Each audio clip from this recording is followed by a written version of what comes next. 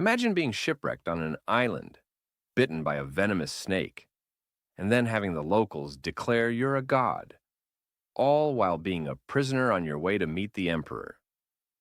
That's exactly what happened to the Apostle Paul. And today, we're diving into one of history's most remarkable journeys. The way this story unfolds is just incredible. Here's Paul, surviving this massive shipwreck with 275 other people, and they wash up on this island called Malta. But that's just the beginning. You know what's fascinating about Malta? The name might actually mean refuge in ancient Phoenician, which is pretty fitting given the circumstances. And what happens next is pure drama. Paul's gathering firewood like any common laborer when suddenly a viper attacks. That must have been terrifying for everyone watching. The locals immediately assume he's some terrible criminal finally facing divine justice, right? Well, here's where it gets interesting. Paul just calmly shakes the snake into the fire like it's nothing. No panic, no drama. And when he doesn't drop dead or even show any symptoms, these same locals completely flip their perspective and decide he must be a deity. The contrast between their reactions really shows how people tend to think in extremes, doesn't it? Either he's the worst criminal or he's literally a god. And then we get this amazing sequence where the leading official of Malta, Publius, takes them in. His father is seriously ill with what historians think was probably Malta fever, a nasty disease that came from infected goat's milk and could last for months.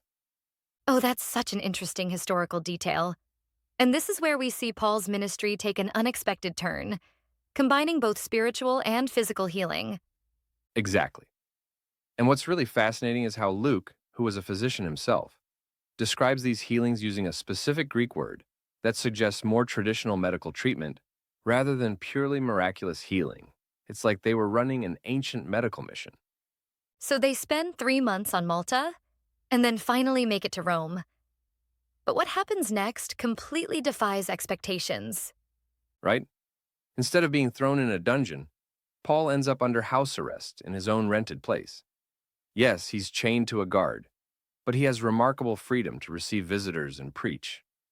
And get this, those guards rotated every 4 hours, giving Paul a constant stream of new audiences.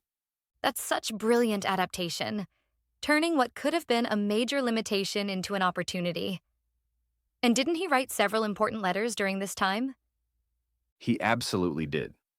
During those 2 years under house arrest, he wrote Ephesians, Philippians, and Colossians, letters that would shape Christian theology for the next 2,000 years.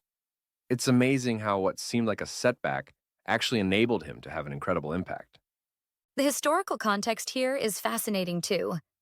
This is happening around 60 to 62 AD, when Rome had about 2 million inhabitants and was the center of the known world.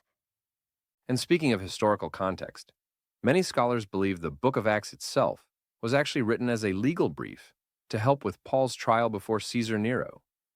That would explain why Luke is so careful to document how multiple Roman officials found no fault with Paul. Well, that adds a whole new layer to the narrative. It's not just history. It's a legal defense document that became one of our most important historical records of early Christianity. And here's the ultimate irony.